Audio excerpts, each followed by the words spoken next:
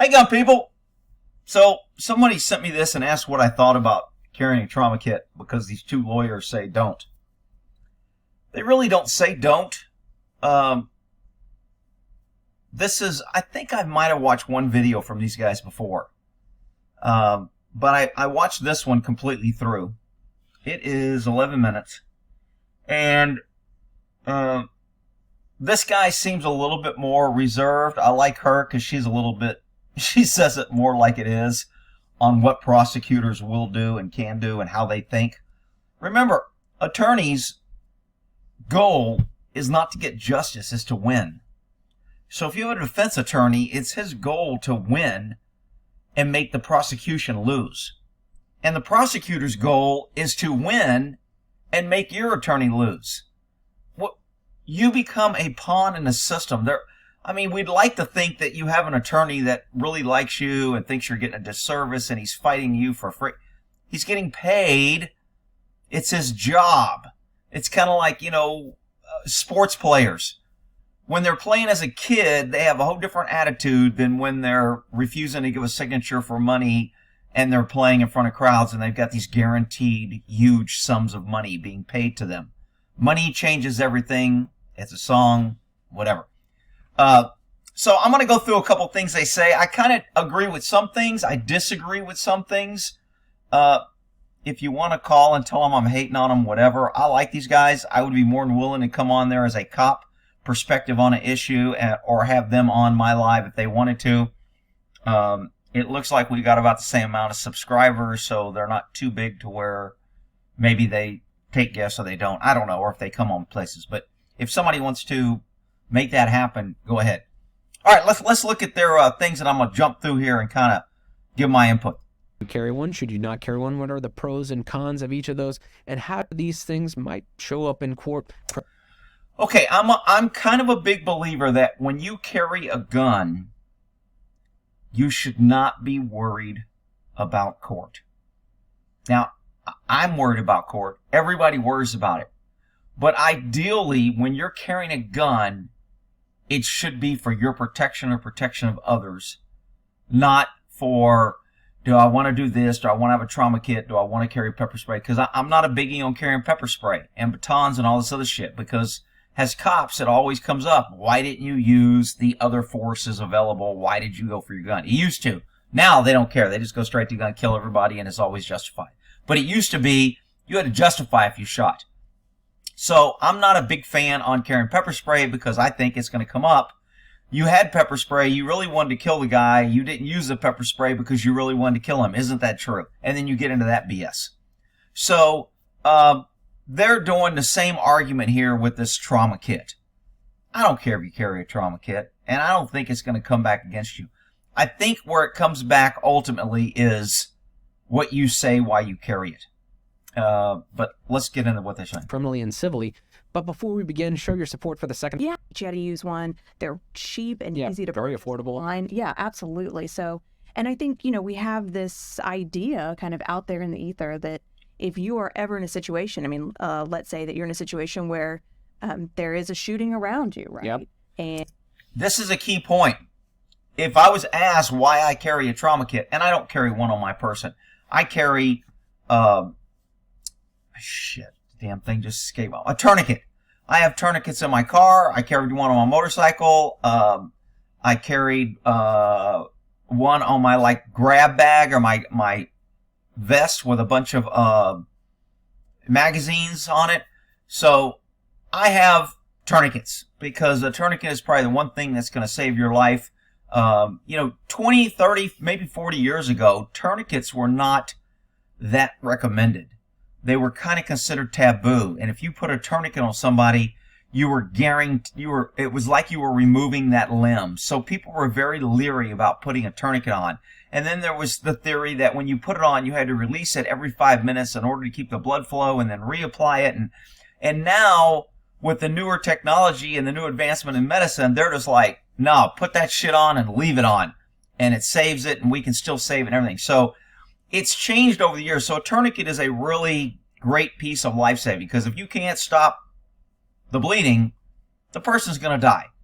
So, that's a problem. But why you carry your kit should be to render aid, not just for shootings. If I carried a trauma kit, I would carry it in case I came up on an accident, in case somebody was stabbed, in case somebody had an industrial accident. I'm shopping at the store and some lady slips and falls with a jar of pickles and cuts her femoral artery and she's bleeding out on the floor. That's why I carry a tourniquet or a trauma kit. That would be my reason if I carried one. I think what you say in your statement and your reason for doing something is much more important than just carrying it. And they're kind of saying the prosecutor is going to use you carrying a tourniquet, a medical bag against you on your person. They don't care about in your car, but on your person, they say it's going to be used against you.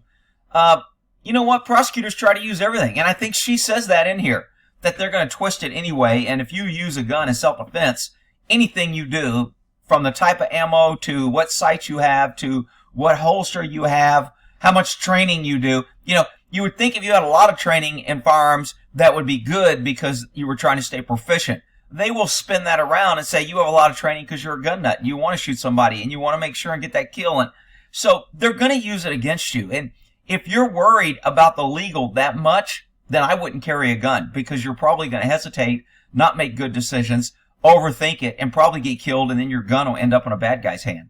But I digress. Here we go. And maybe a stranger gets shot, maybe your wife or your child or someone to that effect gets shot. Yep. That needs to be your mindset, and that needs to be your answer. You need to believe that. We were in the military. It was always said when we were screwing off or doing something that we knew we shouldn't be doing, we'd always stop and go, hey, what's the reason if we get caught or this goes bad that we were doing that?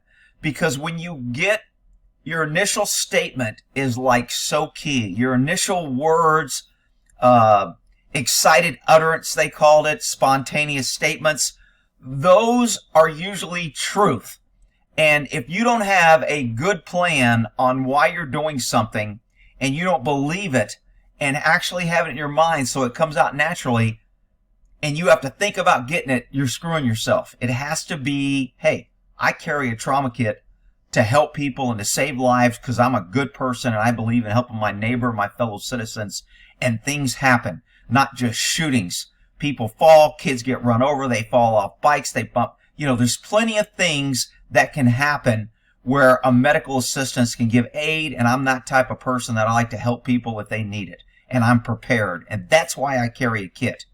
Let them try to paint the thing. Isn't it true that you have a gun and you just want to shoot somebody so you can use your fancy kit? That's not what I said. That's not what I believe. And I don't know why you're making that up. Courtroom survival is very, very critical. And years of testifying against defense attorneys trying to eat me up and incompetent prosecutors not keeping things on an equal playing field has taught me courtroom survival.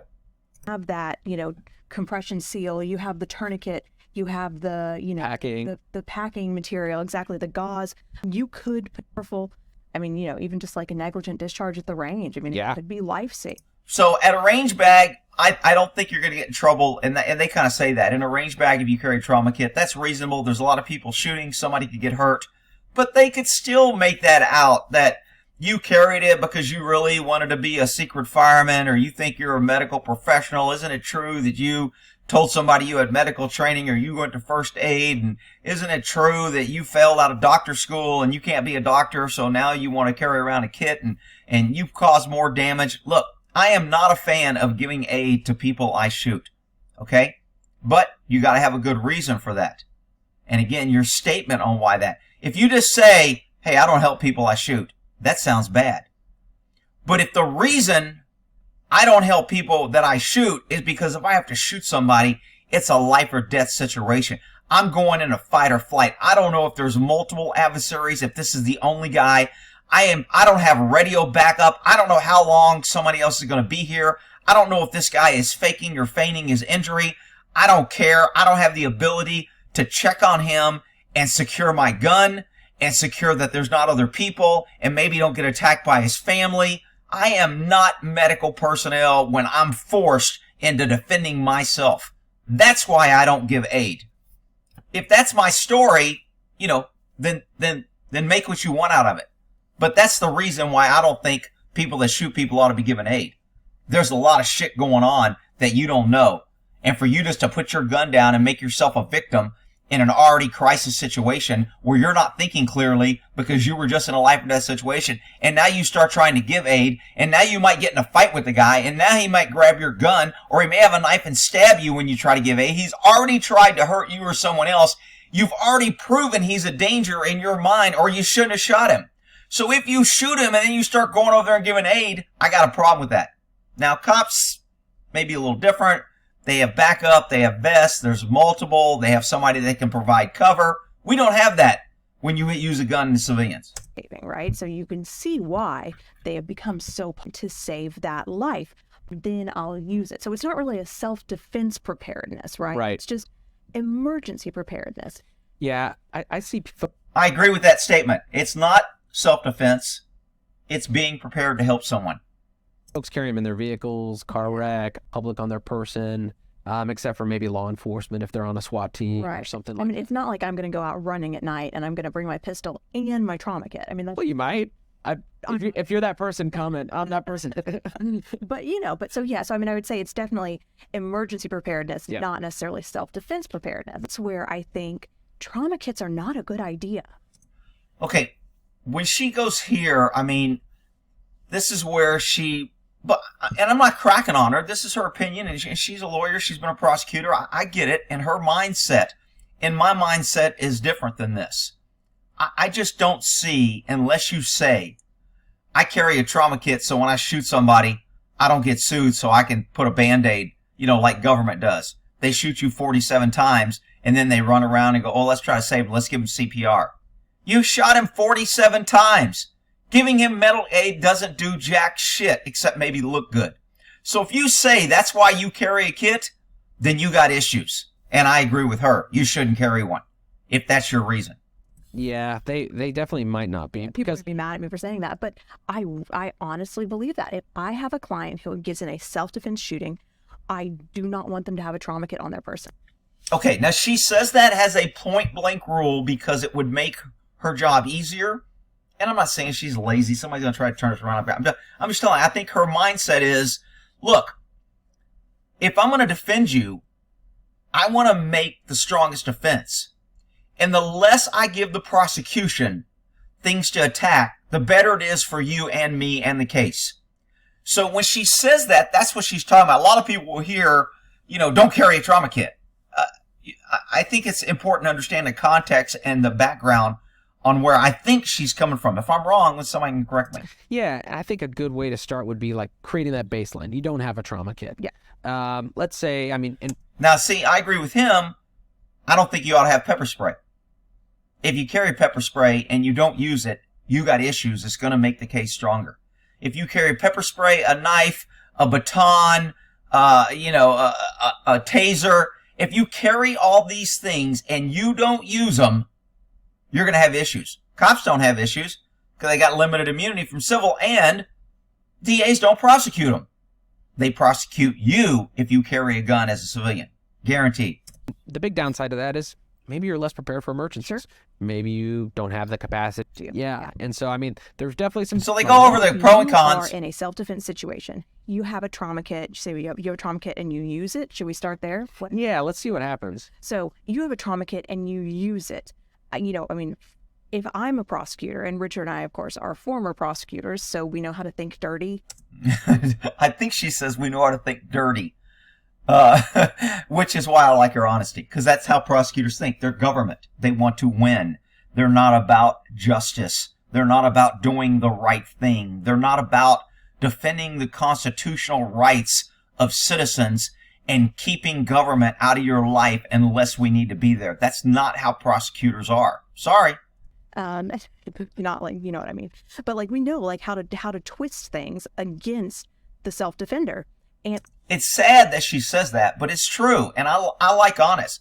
People get pissed off at me when I tell you things on how a cop thinks and why they do things, and you want to attack me over it. But whatever. I'm just telling you the facts. I think that if I'm that prosecutor, I'm going to say, you shot someone and then you immediately ran over to save their life. You know what that says to me? consciousness of guilt, Ooh, that's a good one. right? You know you shouldn't have done that, and you feel really bad. Okay, so I think this is kind of a reach, but prosecutors reach all the time. So consciousness of guilt is actions after an event that would lead a reasonable person to believe or come to a conclusion that what you were doing, like flight, is a big consciousness of guilt. Cops pull up. Hey, police, how you doing? Boom, you take off. That's consciousness of guilt. You can't arrest. That's not probable cause. The courts have ruled that you can't immediately base your whole decision on just flight, but you can base flight as one of the considering factors. The fact that when you ran, you threw something. When you ran, you said to your buddy, shit, it's the cops, let's get out of here. If you're in a hate crime area, if where the cop pulled up, there's a broken window on the building, and then you run. So then flight becomes totality of circumstances, and I can conclude it. She's saying a little bit that the fact that you have a trauma kit, I'm going to say that's consciousness of guilt. I don't know if, and she kind of connected it to carrying a gun and a trauma kit. I don't know if I would go there, but again, they can go there. That, and now you're going to go try to fix the problem. Yeah, it's the same thing we see with folks not calling 911, running away from a scene. All these little elements could build up to, hey. Now, not calling 911 is interesting because there's no law that says you have to call 911. But if you don't call 911 and later you have a defense that, hey, when he shot him, man, I was just scared and I ran, and well, why didn't you call 911 and try to help him?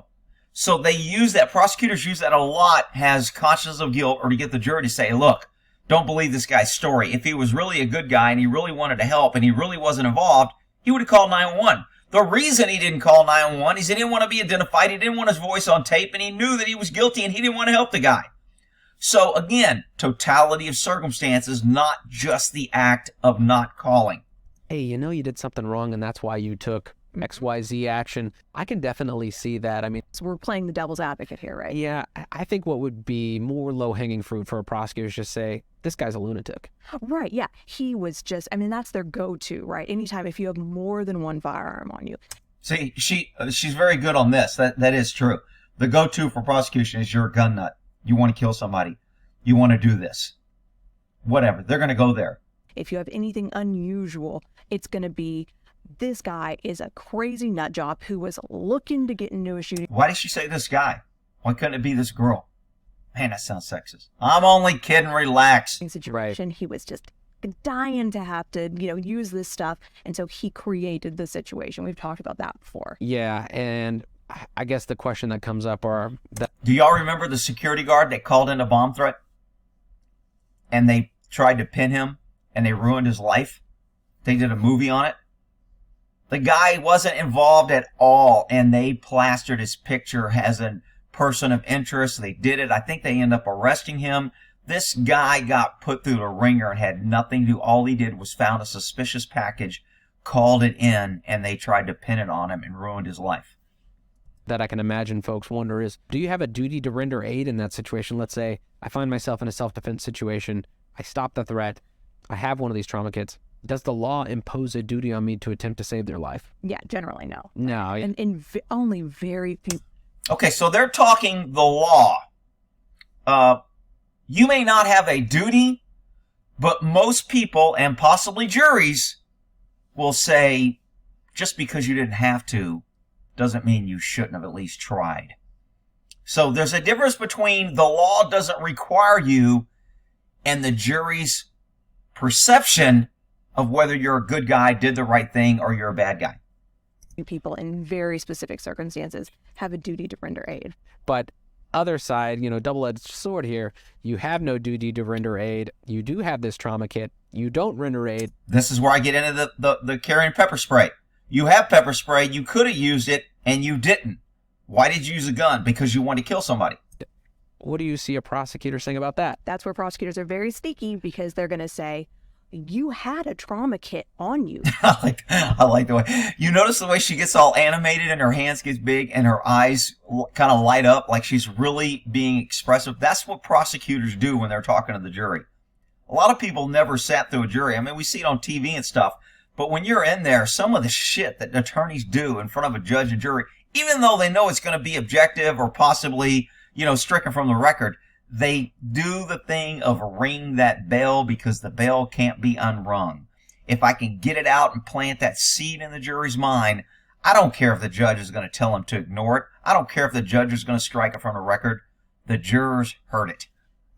You could have helped them, and you didn't because you wanted them to die, right? I mean, but it's, I like the way she pointed. You wanted them to die. Watch this. you could have helped them, and you didn't because you wanted them to die,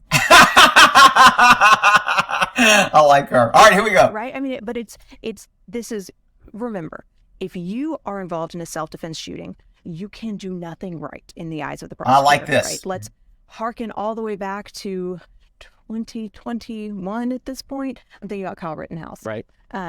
He had Full Metal Jacket, right? Ammunition.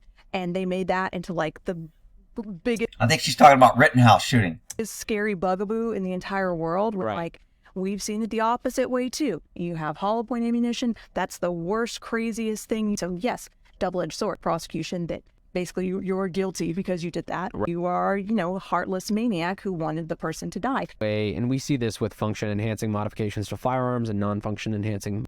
There's a tendency for prosecutors and juries to just kind of latch on to this stuff. But again, would I advise my clients who are just out there in the world to carry it just in anticipation of a self-defense event? No, absolutely not. I don't want that to be something that the jury latches onto. Yeah. Right. Now, let me play the devil's advocate to this. Let's say she's your attorney and she recommends you don't carry a trauma kit. Is that a defense when you go to court to say, I was advised by my attorney that I shouldn't carry a trauma kit? Really?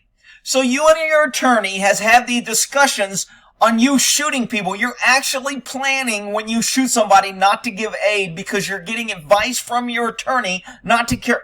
So again, it can all be twisted. That's just how, people that want to say the law is the law just hasn't been involved in the system enough to understand that it's not.